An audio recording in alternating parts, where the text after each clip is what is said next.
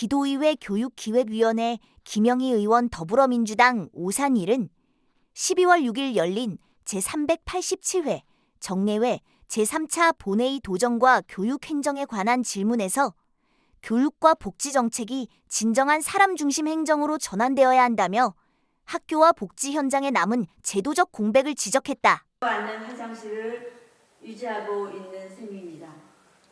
아이들이 집에서는 양변기를 쓰지만 학교에 오면 오히려 불편하고 이 비위생적인 공간을 감내해야 하는 현실. 이것이 2025년도 경기도 교육시설의 현 주소입니다. 이 문제는 단순히 편의성의 차원이 아닙니다. 하변기는 위생관리 소홀이 낮고 감염병 예방 측면에서도 취약합니다. 특히 저학년 학생, 장애 학생 등에게는 안전사고의 위험까지도 동반합니다. 결국 시대에 뒤처진 시설이 학생들의 기본권과 건강권을 침해하고 있는 것입니다. 그런데 교육청은 이렇게 답합니다. 과거 양변기 교체 사업을 통해 상당 부분 개선되었고 일부 하변기는 학생의 선호 등으로 남겨둔 것이라고요. 그러나 그 말의 이면에는 이런 뜻이 숨어 있습니다. 예산을 다 썼으니 남은 부분은 감수하라. 시설 개선이 책임을 학교에 있다. 이것은 과연 아이들이 하루를 책임지는 교육 경쟁의 자세입니까? 지금의 학생들은 가정에서 양변기를 사용하며 자라왔습니다. 그런데 학교만 과거에 멈춰 있는 것입니다. 행정이 기준이 아니라 아이들의 경험이 기준이 되어야 합니다. 양변기의 전환이 시대적 흐름이라면 그 과정에서 발생할 수 있는 위생상의 불편도 행정이 함께 책임져야 합니다. 일부 학생들이 양변기 사용에 불편함을 느낀다면 위생 보조물품 지원 등 실질적인 예산 대책을 세워야 합니다. 양변기 전환과 동시에 이러한 세심한 위생 지원이 병행되어야 비로소 완전한 개선이라고 할 수 있습니다. 교육감님께 묻겠습니다. 경기도 내 학교 화장실 중 남아있는 하변기 교체를 언제까지 완료하겠다는 계획을 갖고 계십니까? 경기도교육청이 전국 최대의 학생을 책임지고 있는 기관이라면 이제는 하변기 제로화를 명확한 정책 목표로 선언해야 할 때입니다. 이미 학교별 하변기 잔존 현황이 파악되어 있다면 지금 필요한 것은 조사나 검토가 아니라 실행입니다.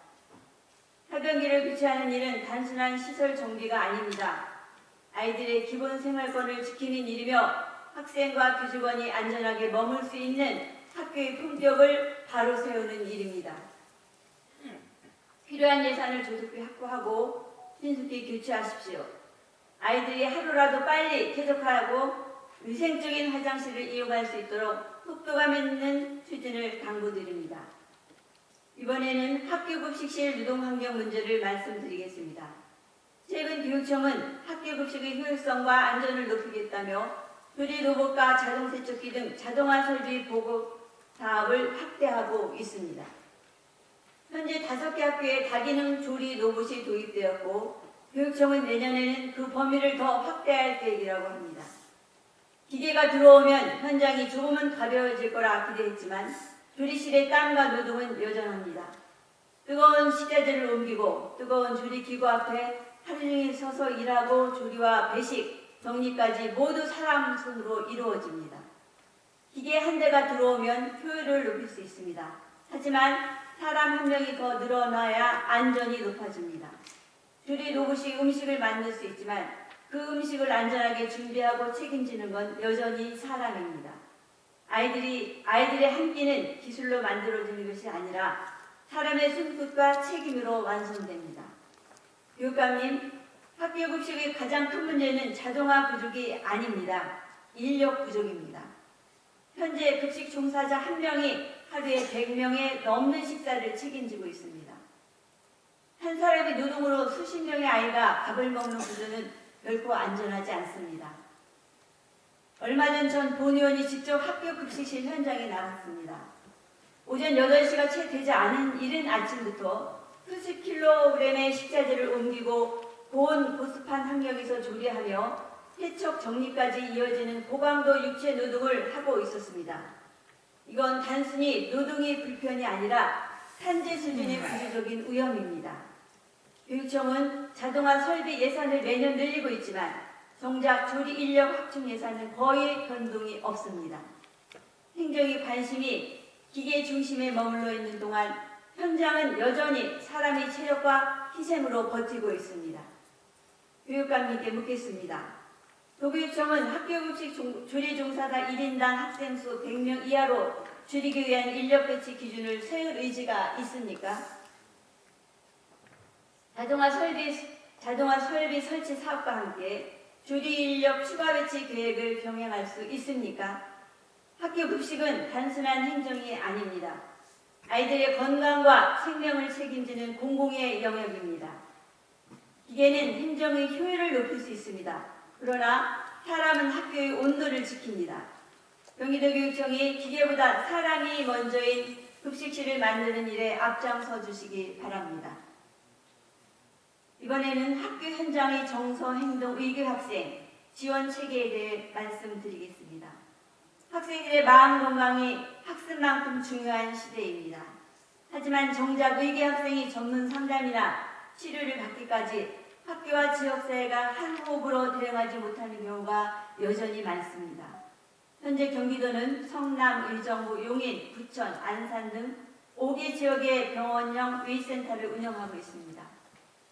전문 기관과 연결해 의기 학생을 입원 또는 통원 치료하는 시스템이지만 학교에서 의기 학생을 발견해 실제 치료와 회복으로 이어지는 과정에서 여전히 연결의 단절입니다. 최근 현장의 교사들은 이렇게 말합니다. 당장 급한데 아이의 마음 건강이 빨간불이 켜졌는데 도움의 문을 두들기면 두세 달을 기다려야 합니다. 학생 마음 바우처 이용이 가능한 다른 기관들도 이미 여러 학생이 대기 중입니다. 그 사이 담임교사의 마음만 타들어갑니다. 현장은 누구에게 먼저 도움을 요청해야 하는가라는 질문 앞에 여전히 서 있습니다. 실제로 올해 9월 기준으로 경기도 병원형 의료센터는 평균 21명 내외의 학생을 수용하고 있습니다. 이 숫자는 곧 지원이 필요한 학생보다 실제 치료로 연결된 학생이 훨씬 적다는 뜻이기도 합니다. 그리고 더 심각한 현실은 경기도 내 학생 자살 건수가 해마다 증가하고 있다는 점입니다. 지난 22년 53명의 학생이 23년은 57명, 24년은 63명, 올해 상반기만 해도 이미 23명의 학생이 생을 포기했습니다. 이 숫자는 통계가 아니라 우리 교육이 놓친 아이들이 이야기입니다. 그중에도 분명 제때 상담과 치료가 이루어졌다면 지금 이 자리에 함께 있을 수 있는 학생도 있을 것입니다. 자살 충동이나 자해 위험을 보이는 고오염군 학생에게 하루의 지연은 치명적입니다. 상담 한 번, 연결 한 번이 늦어지면 자해나 자살 시도, 폭력, 학업 중단으로 이어질 수 있습니다. 지금은 시스템을 제도는 있지만 속도가 없습니다. 긴급하게 연결될 수 있는 길을 여전히 좁습니다. 교육감님, 학교가 아이의 첫 번째 안전망이라면 의센터는 두 번째 울타리여야 합니다. 그 사이 틈이 메우는 것은 행정의 의지입니다. 경기도교육청이 기다리지 않아도 연결되는 시스템, 언제나 도움을 받을 수 있는 변경 학생 심리 정서 안전망을 구축해 주시기 바랍니다. 단 한 명의 학생이라도 더 이상 상담 대기자 명단 속에 머물러서는 안 됩니다. 이번에는 김동연 경기지사님께 질문 드리겠습니다. 경기도의 시각장애인 복지 공백, 특히 고령 시각장애인을 위한 주간이용시설 부재 문제를 말씀드리고자 합니다. 2024년 말 기준 경기도에 등록된 시각장애인은 54,566명으로 전국의 17개 시군도 중 가장 많습니다. 이 중 절반이 넘는 51.5%가 65세 이상 고령자입니다. 즉 약 28,000여 명의 고령 시각장애인이 경기도에 살고 있습니다. 그런데 놀랍게도 이분들이 이용할 수 있는 시각장애인 전용 주간 이용 시설은 단 한 곳도 없습니다.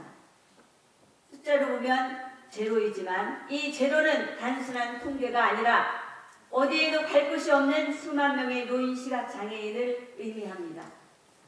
경기도에는 장애인 주간 이용시설이 158개소가 있습니다. 그러나 모두 지체, 발달, 지적장애 중심으로 운영되고 있습니다. 시각장애인을 위한 공간이 없습니다.